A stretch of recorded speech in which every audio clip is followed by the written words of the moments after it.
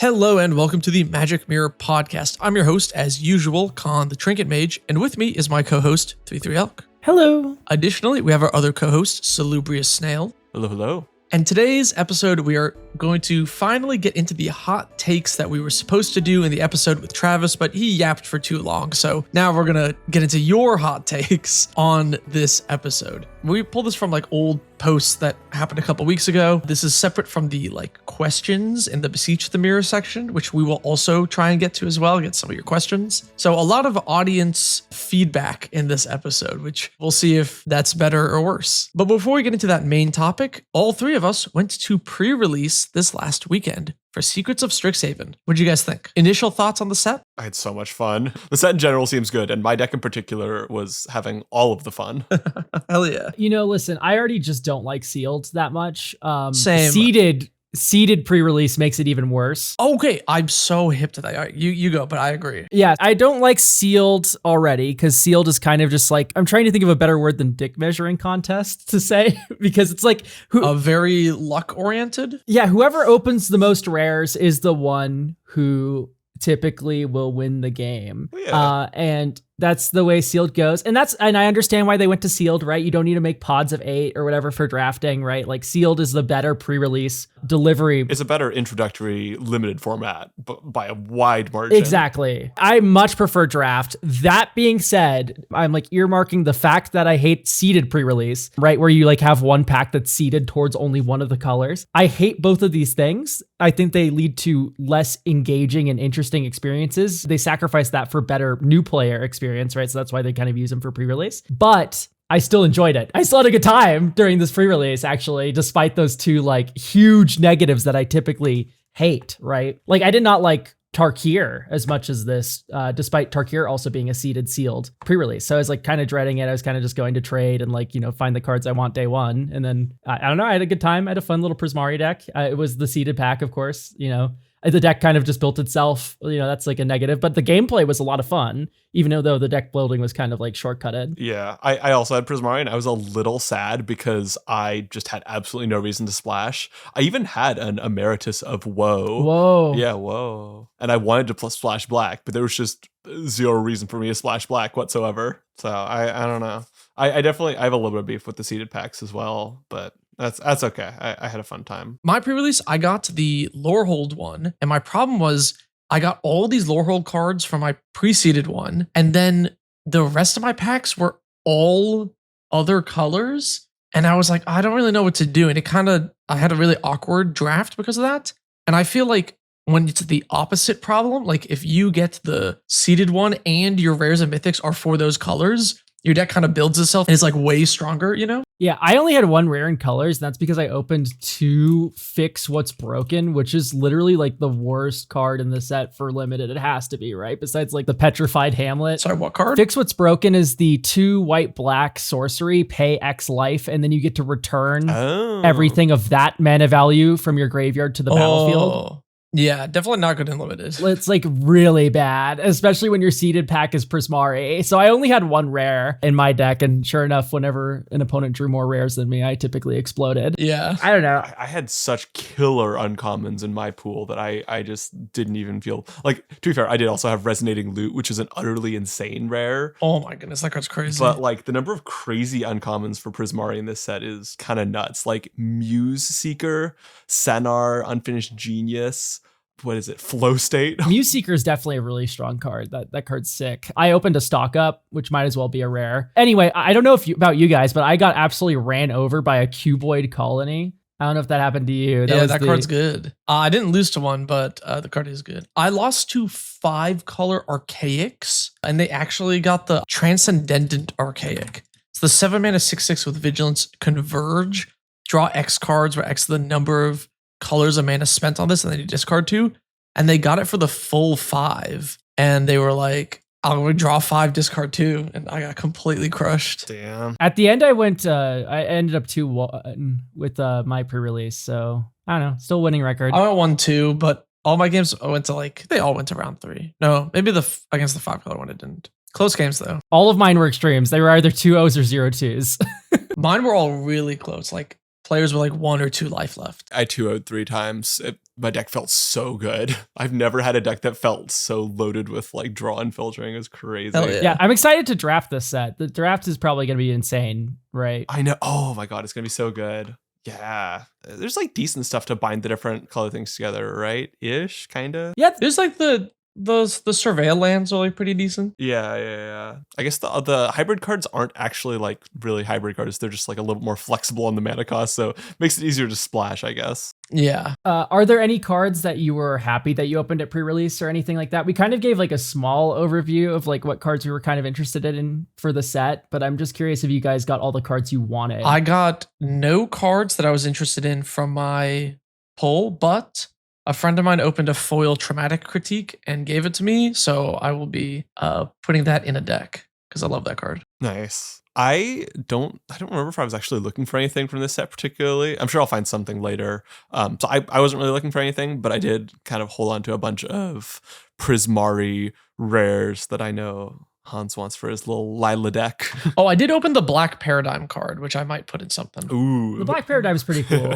Everyone's always tagging me, by the way, going like, oh, do you like Phyrexian Arena now that it's a Paradigm? And it's not Phyrexian, it's Sign in Blood. It's Sign in Blood every turn, It's not Phyrexian Arena. I also tagged you saying that.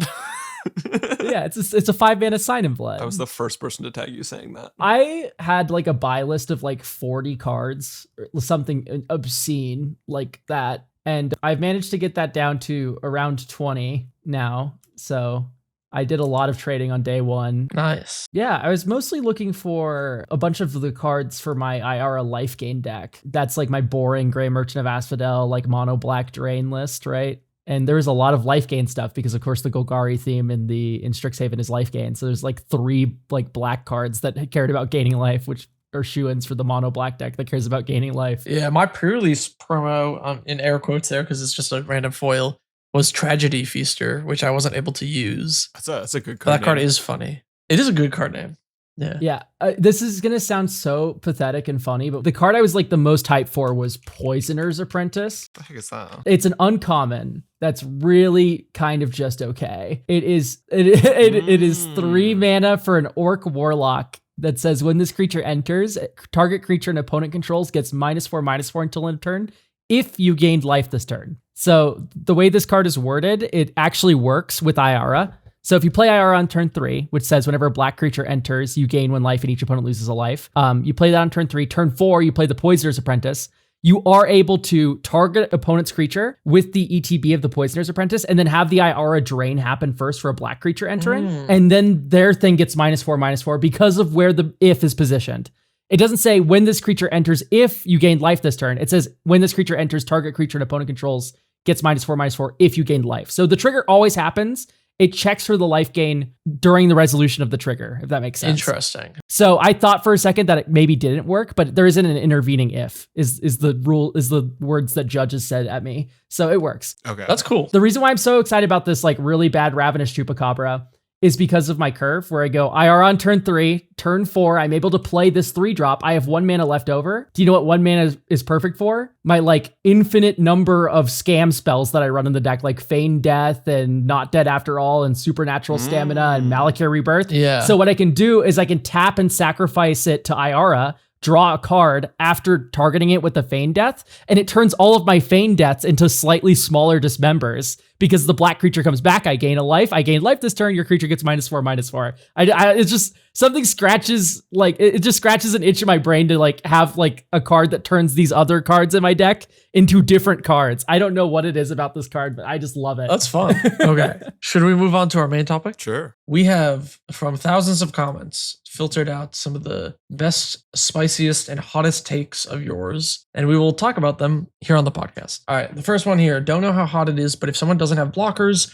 and you're a deck that wants to go to combat, just hit them. I'm in agreement with this. Like, I am constantly baffled when people play like a commander that's like a 5/5 or a 6/6 and they just cast it and they never attack with it. I'm like, this is like a 6/6 flying dragon. Hit me. I don't have any creatures. What are you doing? I think my thing is that EDH's life total is so high. Like, put me in a 4-player free-for-all format where each player has 25 life, let's say, maybe I feel differently about this question. But as far as I'm concerned, there's too much life to begin with. So honestly, if you're hitting somebody without blockers for free, you're doing a public service. You're reducing the life total down to the number it really should be. It's so inseparable, like the idea of being a mean guy attacking this small little being, right? That's like, I understand where the framing of this, like the psychology of this question, where it is, right? It's like, he's behind. He doesn't have any creatures. What a poor boy. I shouldn't tenderize him with my flying idiot, right? But it turns out you should probably kill that guy. There's so often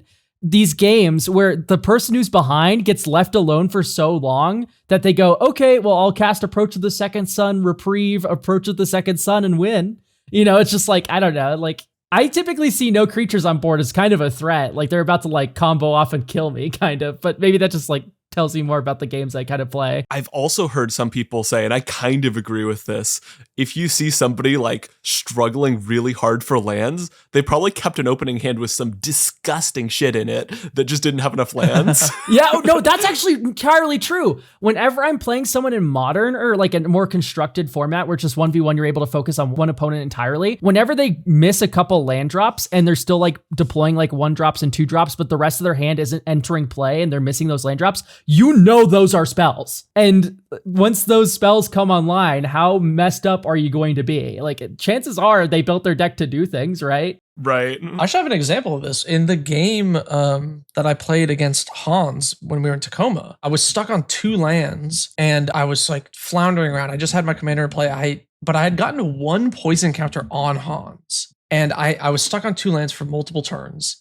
And then I finally like hit a mana rock and another land and then a Solemn Simulacrum, and I got to like 5. And then Hans went all out to kill me, which was the correct decision because I was going to kill him the next turn. I was going to put 9 more poison counters on him next turn. Like, just because somebody's behind, it's because like I kept a hand that had so many powerful synergy pieces. And I was like, if I get 1 more, I just needed 1 blue source really to hit my double blue for a tutor, and I could like delete a player. So I kept it knowing it was greedy because the payoff would have been really, really high. And I think it's, good play on him to recognize that and actually swing out at me, even though I had no creatures and was behind for so long. I probably would have won if he hadn't done that because he was the only one ahead. I feel like the core tension behind this sort of hot take is that there's a lot of complainers in EDH. Yeah. It's like kind of sad to have to talk about it. It makes me uncomfortable even to bring up, but like there's just so many people in EDH that goes like, oh, you're attacking me and I don't even have enough lands. I'm like, you don't know what my hand looks like. You don't know what my hidden information is. You don't know how threatening your commander is if it does come online for me, right? There's like so many reasons to make these decisions. And then when someone just snap judgments you and goes like, oh, you're doing this, why are you doing that? Why aren't you going over there? It's like, I don't know. I've made up my mind, dude. Die. Like, Yeah. You don't need to micro my every decision. That's like one of my big pet peeves for Commander. I don't know. I think there's a little bit of nuance to it. I don't mind that sort of thing, to be honest, because I just tend to feel like very comfortable in the decisions I'm making. And if somebody questions them, I'll be very matter of fact to them.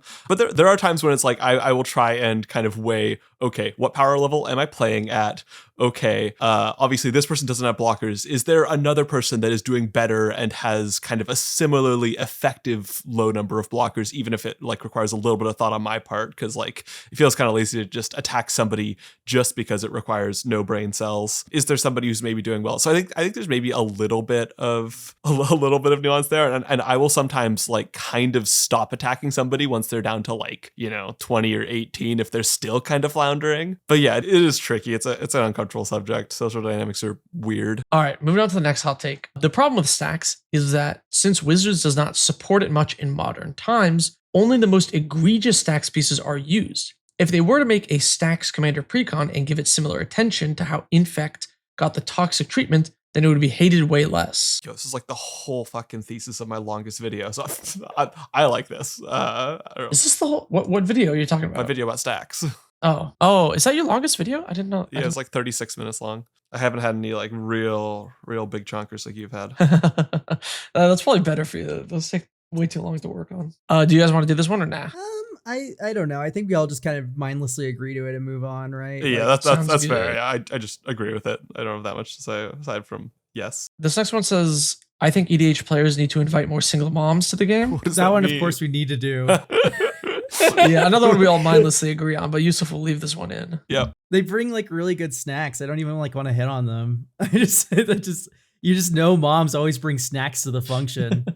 All right, here's another hot take. Partner can be a good and enjoyable mechanic. They should just print more weird niche effects for the partners. What do you guys think about more partners, but with weird niche effects? Okay, like I think partner should have never existed. That's my first thing I want to say. I think the fact that it does exist now, though, means that it's kind of like, are we just going to sit stagnant with the same designs forever? Or are we going to maybe branch out a little bit more? I don't know. I kind of find some of the partners endearing, like Ghost of Ramirez de Pietro. I really like the design of Arden. There's all these interesting partner designs. And I think, leaning more niche is a way to maybe go about making them slightly better. I think keeping them a monocolor like Commander Legends did was absolutely the move. I mean, don't get me wrong. They still printed the Dargos and the Rograks of the world. I think these are the designs that are way too broad. So you need to be very, very careful. Because partner's such an insanely strong word. You get a bonus card basically for free because most partners kind of are the power level of a card. I don't like that argument in EDH. I think it's bullshit. I know. I think it's full of nonsense. Okay. Well, let Elk finish. Let Elk finish this thought, and then proceed. you can say. Yeah. I think cards, no matter how plentiful they become in EDH, because card draw's insane. I think even just starting the game with an additional card is still just very good. I think there's all these partners that are just so powerful. The fact that you can kind of throw away Rograk into turn 0 just to turn on your free spells or whatever, another design that shouldn't exist. I don't know. It's tough. Yeah. Partner is a very dangerous word. I also kind of believe that partner never sort of existed. That has nothing to do with the balance of the mechanic. I think the balance of the mechanic, any issues with the balance of the mechanic are 100% entirely due to the specific designs, probably 7 or 8 specific designs. The rest are entirely fine. A lot of these, I think you'll look at them and you'll go, oh, this feels kind of like half a commander, right? Falthus says commanders you control have menace and death touch. That's not a full commander card. That's not even a full card I would want to put in my deck usually. So I think when you have that, I think it's totally fine. If you're balancing around the fact that you have 2 commanders is totally fine. I do think seeing more niche partners could be cool. I will also confess that I have a hamster that runs around the back of my mind telling me to build a deck with Commander Storm and backgrounds and partners. And every 4 months I build a new deck like that, and then I never actually craft it in paper because it's not actually interesting. But Doesn't Joey from EDH Rec have a Joey? Yeah. Way to call Joey not that interesting, by the way. See, Joey went all in on the concept, which I like, which is going every card has the word commander on it. I don't think I would ever take it to that extreme. I do also feel a little weird about some of those Commander Storm type cards and also backgrounds, just because I feel they are mostly only good with partners and maybe a small handful of non-partner commanders, which is a little odd. I don't know, it feels kind of weird to have just design space that seems in effect kind of specific to partners, even if kind of my brain goblins want me to follow that design path. It is a little odd. Yeah, I'm kind of I'm so torn on partners because on one hand, I hate them. I think Timna the Weaver is one of the most egregious cards ever printed. And, if I were to make the ban list strictly for CDH, Timna's the first card to get banned. Card is so lame. But on the other hand, I mean, you guys know this. Tormod the Desecrator is my baby boy. I love the card so much.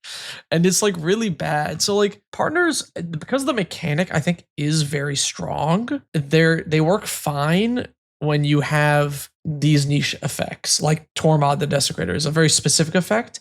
And I love the ability to splash any color with it, with another crappy card to sort of build your own 2-color Tormod deck or whatever. But I don't know. I don't want more partners because as soon as one is broken, it messes up a lot of things. It is kind of dangerous, isn't it? But I think I agree more with you, Snail, now, because we have the Livios of the world. No one's complaining about this idiot, right? It's such a bad card.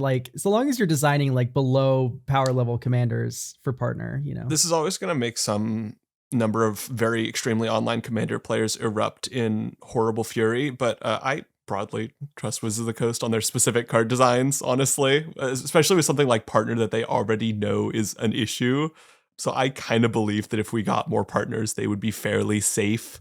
Maybe a little too safe, if anything. God, I've looked at Galatian Power Stone Engineer and been why isn't this 4 mana? Just give me this for 4 mana. I could build an okay deck with it because it would still be mediocre, but instead it is very underpowered. Yeah, I doubt they would make another Tymna or another Thrasios or whatever. Like, I don't think we're getting 2 color partners anytime soon. Oh, never ever again, I think. No. There's just no shot. No way. Or they're gonna get a little crazy with it and we'll get some 3 color ones. And it's gonna be insane. That would be It's gonna be one of those crazy. 2. If partner comes back, it's like we have to juice this setup, 3 color partners, screw it, everyone's playing 4 colors now, or it's gonna be the opposite where they're like, here are some mono-colored silly cards. If they do 3 color partners, these are gonna have like they're either gonna be the worst cards you've ever seen in your life, or they're gonna have like really deranged, weird design and restrictions on them. Which I think would be kind of funny, but it shouldn't happen. Honestly, like, it's so funny how Companion's broken in every other format, but like Companion's like in Commander is like balanced partner. Anyway, let's move on before we delve into that horrible thought crime I just had. All right, the next one. Bracket 3 is by far the worst format, in quotes, of Commander. Everyone talks about how Sol Ring causes high variance in games, but Bracket 3 having 3 game changers just adds more cards that cause the same effect. Play Heuristic Study, Necropotence, or Seaborn Muse, and you are very likely to just run away with the game. Bracket 2 lacks this variance outside of Sol Ring, and Bracket 4 and above have such a large quantity of these cards that it doesn't impact the game the same. I understand the sentiment of this question, right? Like, it's like, okay, Bracket 3 is kind of in this limbo zone between here's the more higher powered areas of Commander and the lower powered, more like casual aspects of Commander.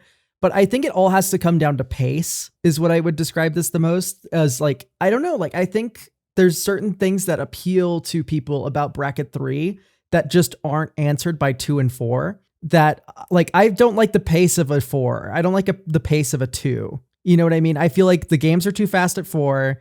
I feel like the games are way too glacial at 2. And typically the effects I want to play with, I don't want to put in the face of a 2. You know what I mean? But they're gonna like die and wither in front of a 4. If I get Armageddon, my decks will typically lose.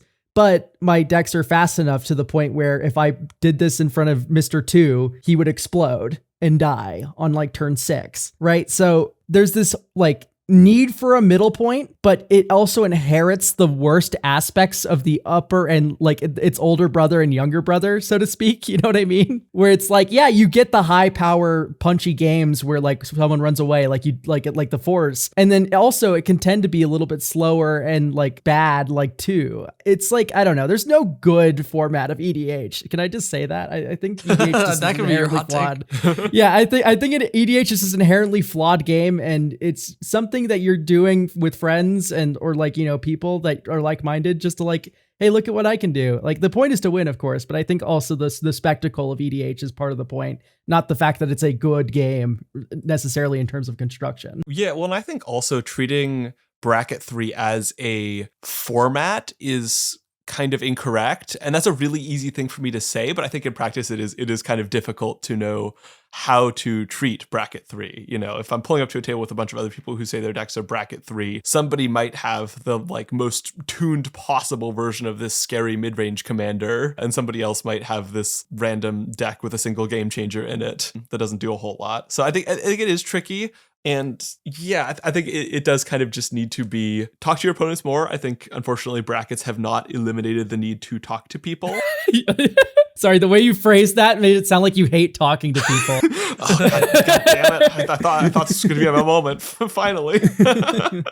No, I love talking to people. I am the pregame yapper of all time. So real quick, I do want to say in credit of this user who wrote this, they do have format in air quotes. So Right. Yeah. you know, so it's funny because I think on paper, what you're saying is true because cards like, you know, Necropotence can obviously swing a game in like a big way or whatever. And that can cause some amount of like imbalances. And I agree that 2 doesn't have that issue as much, and 4, everybody's playing high power stuff, so it doesn't matter. But Bracket 3 is then the game where people can make swingy plays, and also you should account for that. When people are deck building, if you are aiming for Bracket 3, what you shouldn't be looking at is how many game changes your deck needs, but how quickly you can deploy interaction for faster decks. In bracket 2, you have many turns before you have to play a removal piece to stop yourself from losing. In bracket 3, that comes much earlier. And a lot of people forget about that. They just go, oh, I have a game changer in here. There's a Cycle Rift.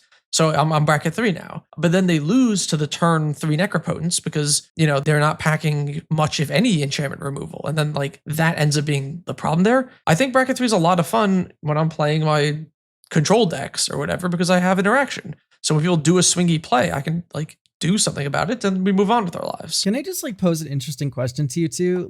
For this question, how often does someone play a game changer in your bracket 3 games and then they just explode and win off of it? Oh man, this would be a very interesting thing to try and log. Keep track of. Yeah, because I'm just looking at the game changers here. A lot of them are kind of finishery cards, like Biorhythm. You don't run away with the game. That's like Coalition Victory. Those are wins. And the ones I see most are the tutors and the engine cards, I guess Trouble in Paradise isn't on the thing anymore, but Risk Study, Smothering Tithe, that sort of thing. Just really good value engines.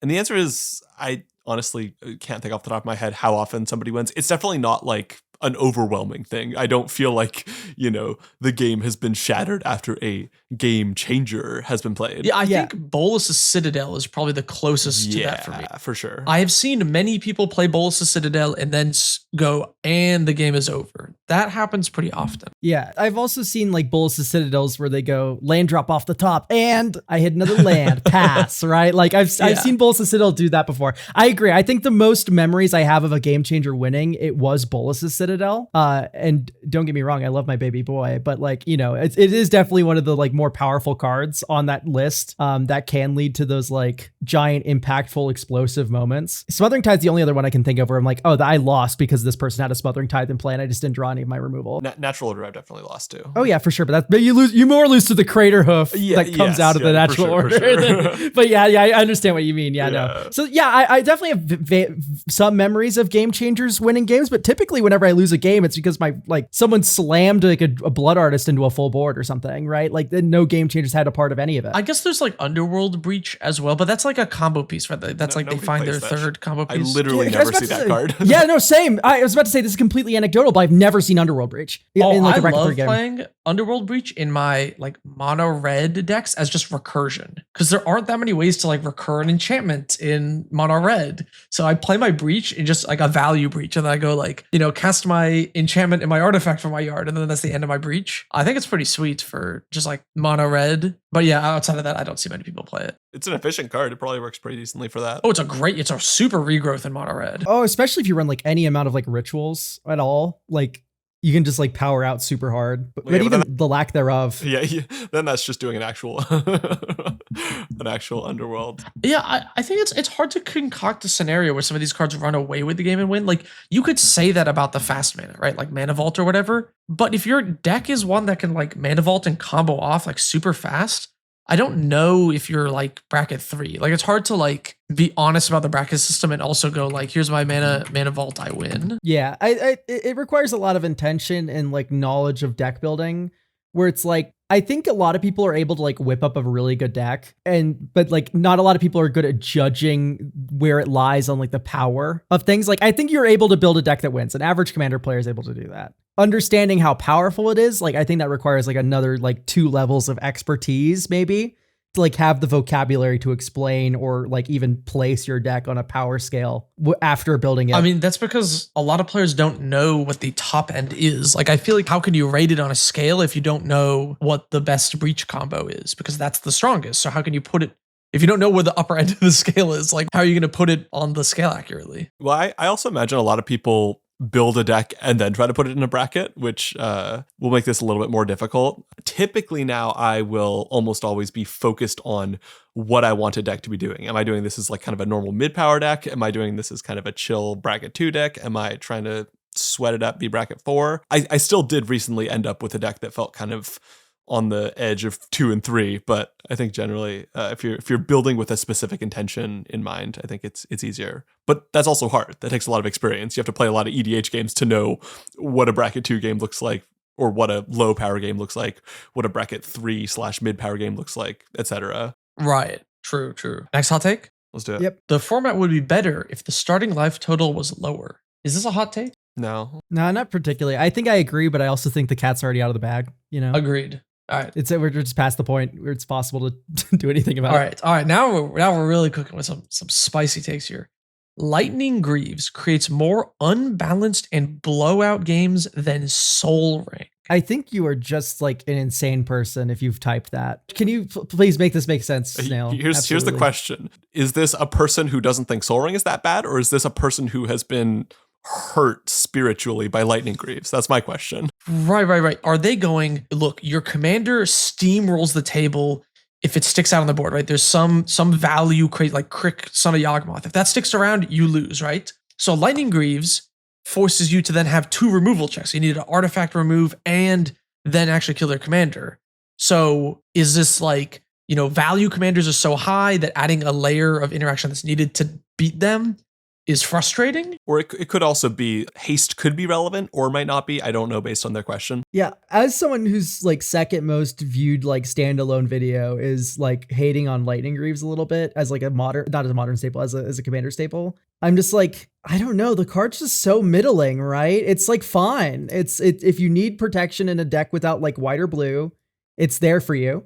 If you need haste in a non-red deck, it's there for you. Right? Like I think it's like a terminally like 5-6 out of 10 card.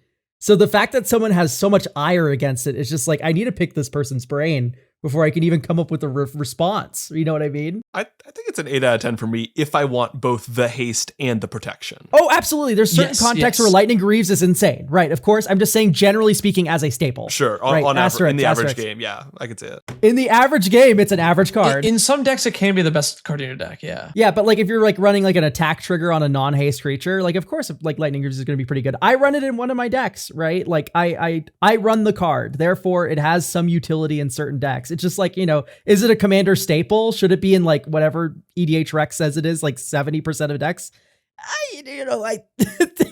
That's a question. I feel like often Lightning Greaves is a kick me sign. Do you guys agree here? Where it's like you play Lightning Greaves, he's like, oh, I need to remove his commander the second he goes to equip that thing, right? And so you hold up protection or like removal magic. I feel like I see so many removes in response to Lightning Greaves equip. It does make the 2-for-1 kind of juicy. I feel like Lightning Greaves has gotten worse because of like Wraths have gotten better. And the problem is Shroud is not as good as Indestructible these days. Yeah, sometimes Shroud just like actually like destroys you too, right? Like Well, Shroud that has happens, yeah. drawback, which is like also like base design, by the way. That's so cool. It does. That's pretty cool. You're Like- too fast. You can't target your own shit on that. Okay, Lightning Greaves is a 25, almost 25% of decks according to EDH Rec in the last 2 years. Oh my god, I that's feel so like that's many. down in the past, but it is still a lot. 1 in 4 commander dear decks God. are playing it, which is way too high. Yeah, I would think I'd be happy to see that number at like 15%, right? I feel like Lightning Greaves is one of these arcane signet style cards where people just kind of jam it without thinking. It's like one of the first 5 inclusions. I'm building a Yeah. commander deck. I gotta put Lightning Greaves in. It's like, I don't know. Not every deck needs it. It's a strong card in correct context, but not every deck has the correct context. I think I have it in my Liesa deck and no others, I believe. Because it is. I have it in Safara and that's it. I don't think yeah. I played in anything. Yeah, I like to be able to thwack my opponent with an angel and gain a bunch of life, and then also have it be protected. But Yeah, exactly. yeah, That's the exact same use case I have for it. it's someone with a big angel and gain life. speaking of board wipes, do we want to move on to the board wipe take? Yeah, Oh, that's a good segue. Because you were saying Okay. the number of board wipes has increased, and there's this person who says each deck should be limited to 2 board wipes. What do we think about that?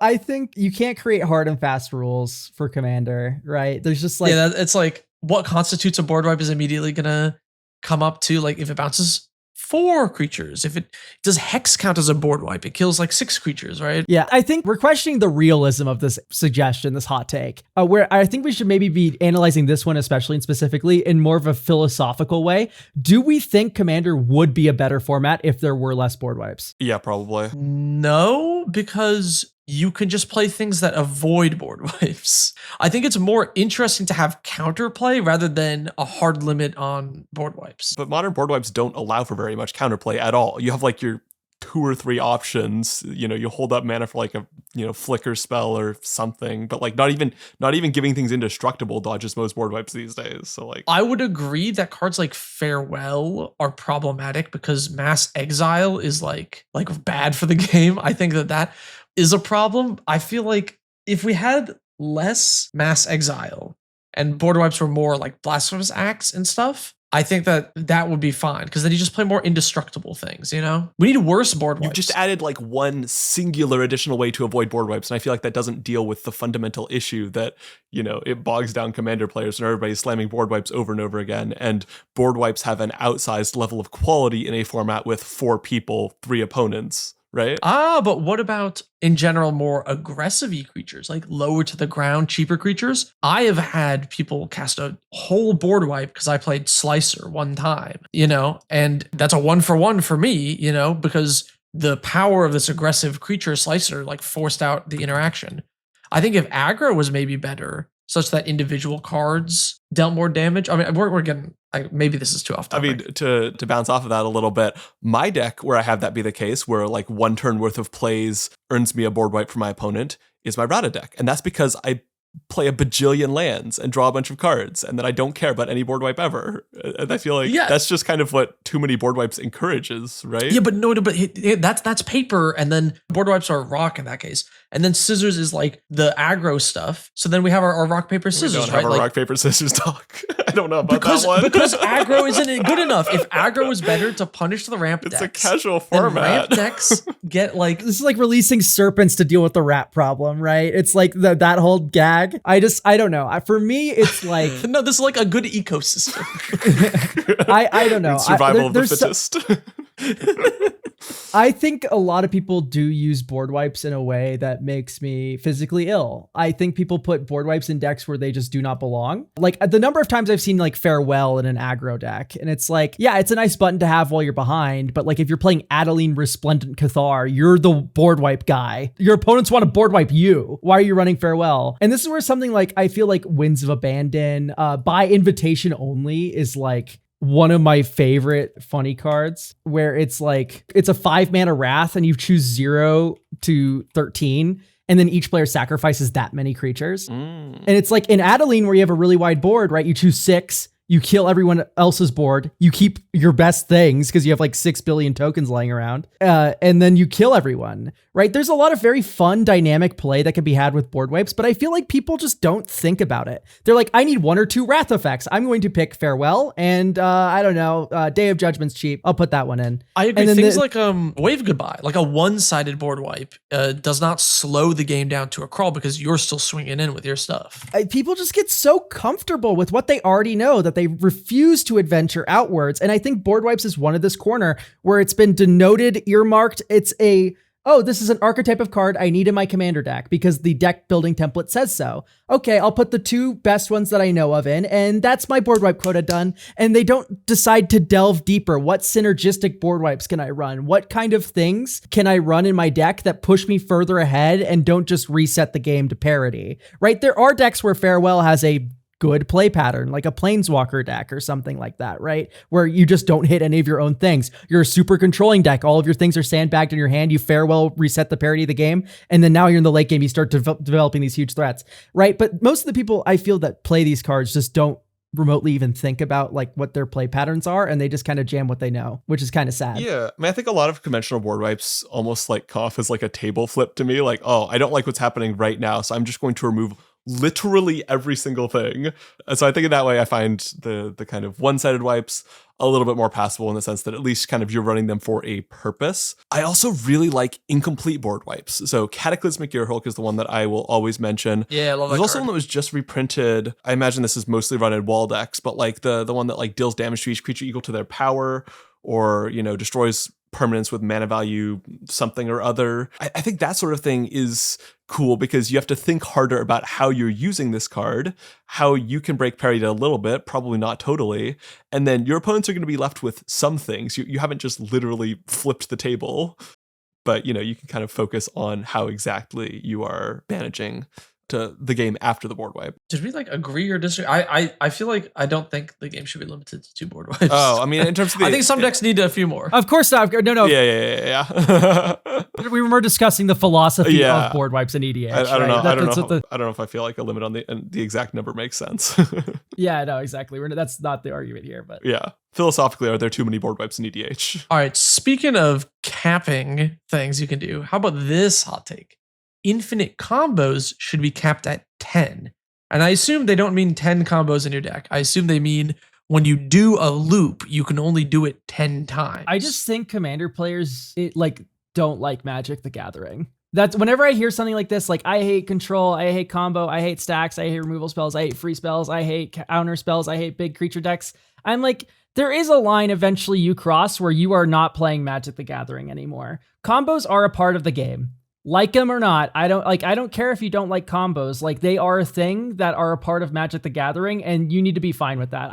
At some point, I feel like, right? Where it's like, I don't know. I'm not advocating for like stomping your table on turn 4 with like Thassa's Oracle Demonic Consultation or anything, but I'm saying like a combo deck is a normal part of an ecosystem. Every format has them. Why is Commander the special one out? I don't know. Just putting like a cap on combos, saying there's too many combos, saying there's too many free spells. I'm down for critiquing independent card designs. I'm down for having pet peeve decks that you don't particularly like to face. But to say that something in this game is just not healthy, I think like a whole archetype is just so overly broad to the point where I don't even trust your opinion, because it just sounds like to me you don't like the game because it's like a foundational part of Magic combo decks, right? I don't know. Channel Fireball, like, you know, is exactly the classic, right? It's literally day one alpha stuff. I had a take one time that was like, all wins should be through combat. And I'm just like, you just don't like this game. And that's okay, I think. You're allowed to not like things. But to say that it shouldn't exist is just like beyond, just like, I don't know.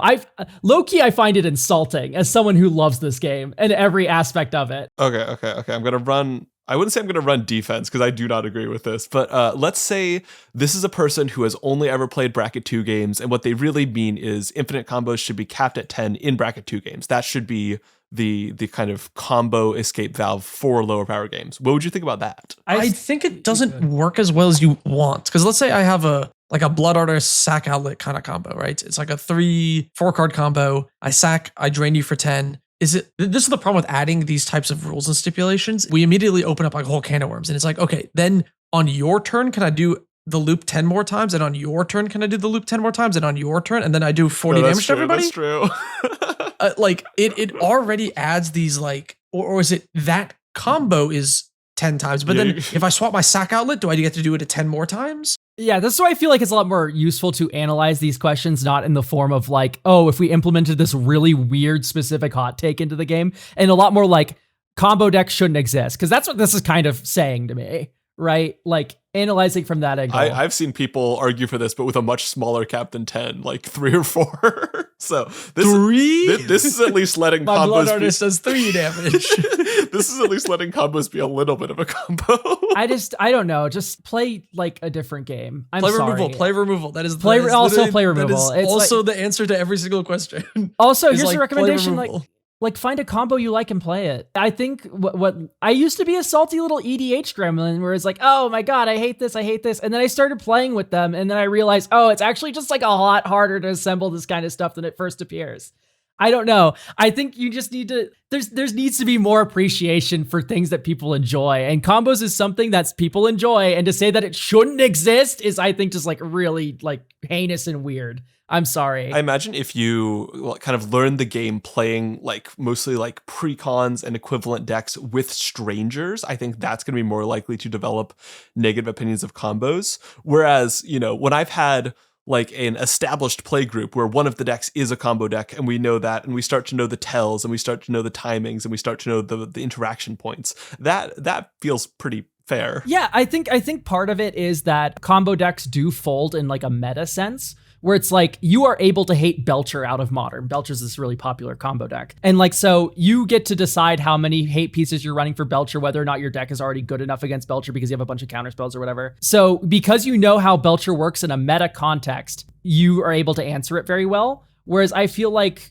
Commander, there is a little bit of tension here, right? That can lead to this sort of salty buildup where it's like, you know, a combo might come out of left field. Excuse me. Oh my gosh. It was awful. But a combo might come out of left field. I'm just going to start that over. Hang on. I let out a horrible belch in the middle of my talking. I don't know where that came from. I feel like combos in 60 card formats, because there's a meta, you know what you're walking into and you know how to hate it out. In Commander, combos get a little bit more weird, right? Because it's like, oh, this is my custom bespoke combo that you don't even know about. And I think this is the importance of Rule Zero combos and stuff, where like there's less tells and stuff. So it looks like they went out of nowhere, but like I don't know if the combo deck is equal power level to the rest of the table, it shouldn't be that big of a problem. I think that's where the main issue comes down. Maybe there's like maybe different paces. Maybe this ties back into that other hot take where casuals want to show off their decks, not actually play the game, which I don't remember if we're cutting or not. I think we are. I don't think we even said I anything think we about are it. cutting that. Okay, so for the audience, they don't remember this one. But I do think a lot of people focus a lot on their deck and their strategy, right? Is when you're, building, you go, I'm going to make tokens and then I'm going to pump up the tokens and then I'm going to attack. And that is our ABC. And then what doesn't enter the deck building process as much is what happens if someone plays a board wipe? Do I need protection for that? What if someone makes more tokens than me? How do I get around that? What happens if, and then what happens if someone plays a combo? It never enters the question. It is never a question that is thought of when they're deck building. And then they have no realistic answer to it. And when you have no answer to a combo specifically, as opposed to a board wipe or whatever, the game literally ends. Yeah, I don't know. It's just like, it's such a complex topic because I understand where the pain points of like playing against a combo deck are. I understand why people maybe don't like the dynamics of it in the casual format. But to say it shouldn't exist is just like where I draw the line. I think it's just kind of like a sad take to have. Yeah, I like to empathize with this sort of take because I could easily imagine where it comes from. But I mean, yeah, I do get where it comes from. It's not actually, a good suggestion for how to improve the game. I love being the guy that saves the table from combos. I was in a game somewhat recently where somebody played whatever the staff is, Thornbight staff that goes infinite with Krenko. Yeah, well, yeah, it goes infinite with a lot of things, but Krenko is definitely. Krenko, that card's and then, evil. So he's playing Krenko and he plays the staff, and then I'm explaining to the other players. I'm like, okay, so he's going to equip these, and he's going to make infinite goblins, and then we're going to lose the game because he has a sack outlet, and he's going to kill us all with this. And then the other guys go, oh no, this is crazy. I'm like, I have a counterspell. I'm just explaining to you the combo. See, I wonder if the first like 4 times a newer player encountered a combo, if there was like a superhero there to save the day, fucking disenchant or a counterspell or something. Well, here's the thing. There was no salt. Yeah, well, of course. Because like, here's the thing, it's a problem, but clearly it wasn't a problem because this guy had an answer to it. I wonder if that becomes like an educational experience for people if they have that a few times before encountering a combo without another opponent who has somebody to deal with it. Like, this is how you deal with this. I think it does. I have a whole video about this. There's a long old video about it. It's called like the cycle of salt or something. Yeah. Because I think that is important. Do we want to do there should be no ban list, or is that too like people already yapped about that? Yeah, I don't know that I. If they implemented that change tomorrow, I wouldn't particularly care. But also, like, I don't think it should be done necessarily. Like, it would just make Rule 0 need to be a little bit more comprehensive. Oh, that is true. Yeah, no. It would just suck for Siege. It would suck for Siege. Man, I don't want to see a Black Lotus come down and cheat out Urza on turn 1.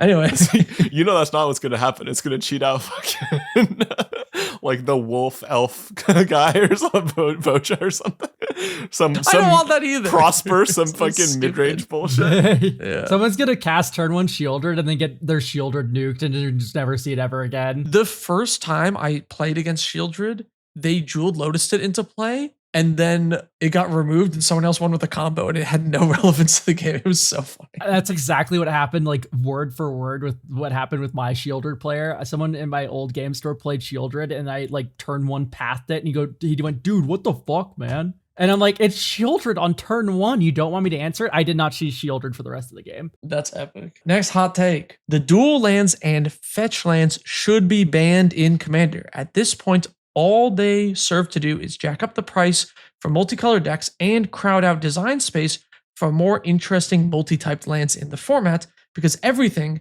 has to be compared to them. Fetch lands are just too ingrained in Magic the Gathering at this point to remove them.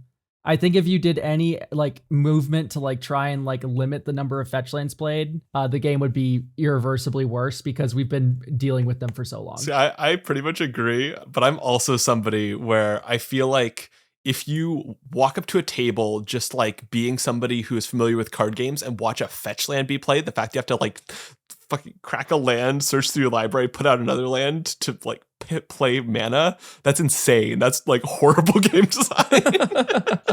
That's like, no, that's not how that should work. A hot take. To be fair, I think fetch lands were introduced originally because the mana system was really challenging, and I'm sure they have had a very helpful impact because of it. They probably still have a very helpful impact because of it, but I think they are a band-aid on Magic's originally questionable mana base, and they've been followed by a great many other band-aids. If your problem is that they get like, everything gets like compared to them and they crowd out other design space because OG duels are always the best land and like, you know, fetching for duels are like the best thing. If you remove those, we will still have a best land. If you get rid of those, then Shocks and Triomes are the best lands, probably, and everything else has to be compared to them in the same way. Without fetches, those are not very much better than the other options. Dude, Farseek effects, all those things that the land cycling effects, those still let you get your Triomes, right? It's still a tap land. I don't know. Sure, it's still, the Shock lands aren't. Like, those would still be the better ones. The Shock lands are good. Like, the dual lands in Commander are not that much better than Shock lands. I think what's really weird to me is like, I don't know. A lot of people complain about mana, complain about fetch lands being too strong or whatever. I find all these band-aids, the MDFCs, the Windswept Heaths, there's like a whole like convo that swept through the internet for a while about like, oh, Magic the Gathering has a shit mana base. I think all the band-aids that cover up the original alpha mana base to make what Magic mana is today, it makes it like just the most in-depth, beautiful mana system I've ever seen in any game forever. And there's no beating what we have right now. And if fetch lands are a part of that, then they're a part of that. You know what I mean? Like, even though it's awful game design, what they are today, fetching for Surveil, fetching for whatever the hell, I've seen people fetch for like those horrible Lorwyn, like original lands, like Windswept Heath. I'm fetching for Sapseep Forest. Yeah, fetching like Sapseep Forest or Mistveil Plants. I also do that often. Yeah, like it gives so much texture to this game, and I think that's a beautiful thing. I think texture is why Magic's so brilliant. I think it's annoying that we have these cards like fetches that are sort of like ultra staples that just continually get better anytime we get a land with a type. But it is also cool that these, with all these different lands of all these different types, you know, your turn one fetch of, do I Surveil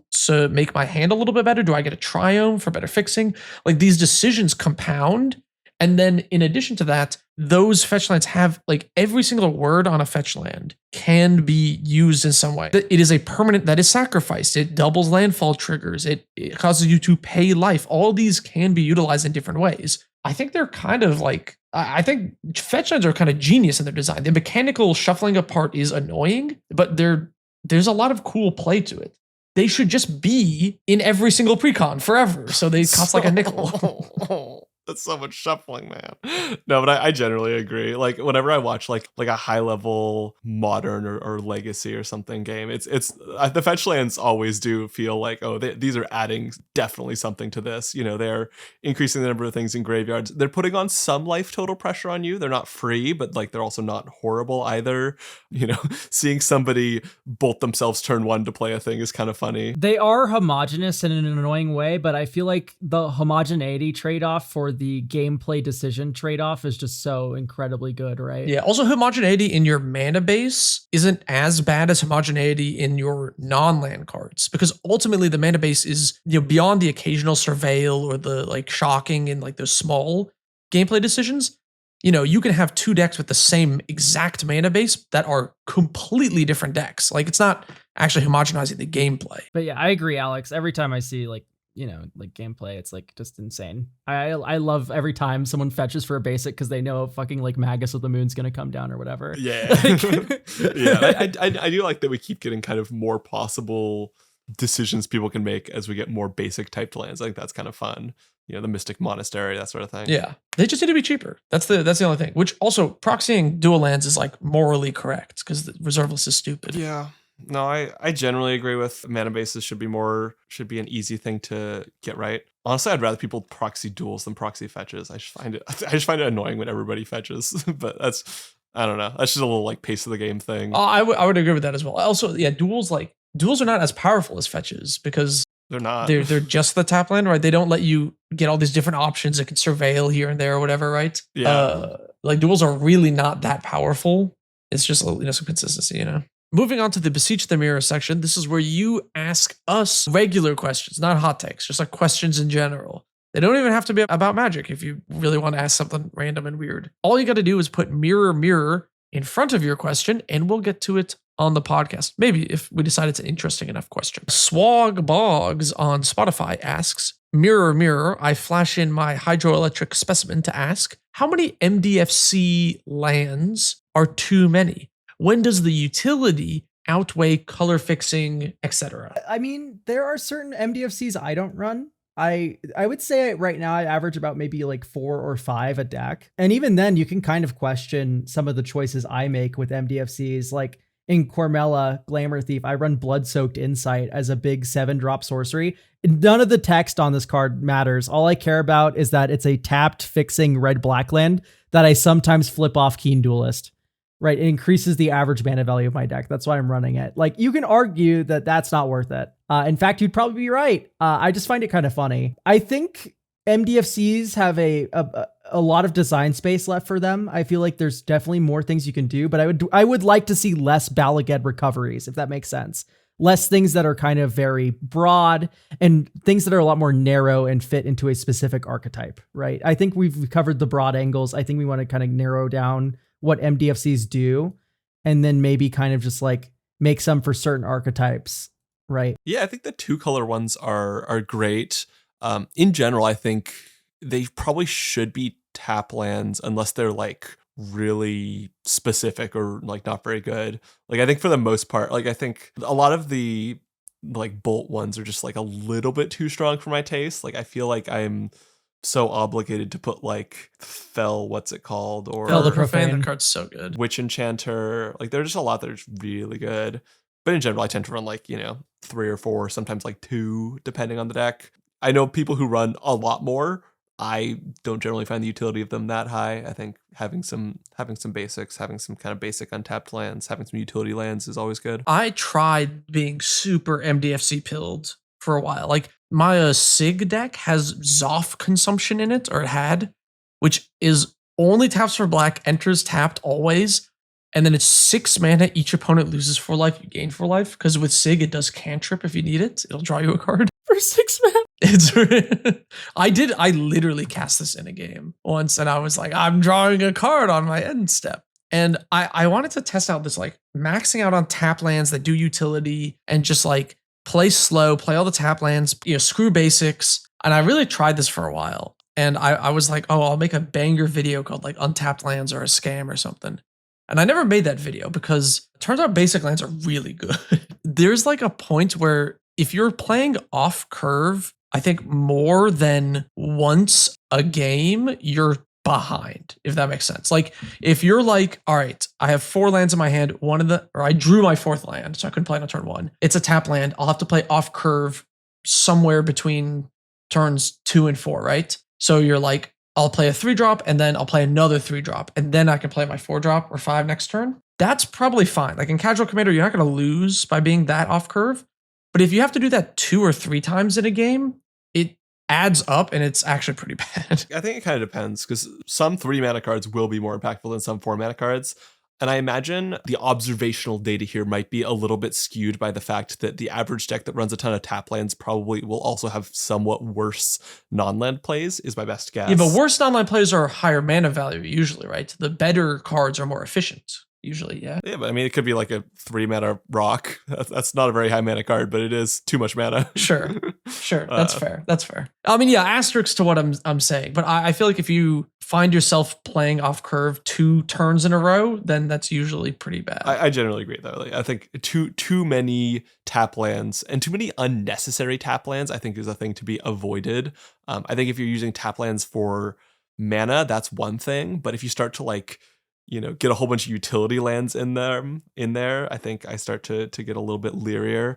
I know I took a lot of flack in the comments for my pre-con review for saying that I don't really love Lotus Field, especially Lotus Field. I don't know. I agree on both counts. Wait, is Lotus Field in the Strixhaven pre-con? It's so bad there. I don't. Mistveil Plains, I can see an argument for. Does it do anything? It puts lands into the graveyard. The deck likes having things in the graveyard that it can exile, but like the card is so rough. Like you cannot play it on turn 1 or turn 2. You are playing it turn 3 or later. It is a tap land. It's rough. They'll do anything to not just put a dang fetch land in one of these precons. That could be an Arid Mesa. Well, new players don't like shuffling. If a new player shuffles, they'll die. They will die instantaneously. I've heard True. this. They'll quit Magic. That's why As that soon as deck, they have to shuffle their deck. that's why the deck also has Evolving Wilds and Terramorphic Expanse in it. None of these decks. Yeah. None of these decks also have double face cards because they think that maybe like a new player doesn't like have enough money for sleeves as well. Like they're just gonna play this like bare naked on the fucking kitchen table. Yeah, I mean, I get the argument there of like, oh, you know, we aren't selling sleeves. It's kind of weird for us to require you effectively to go out and get a third party product. So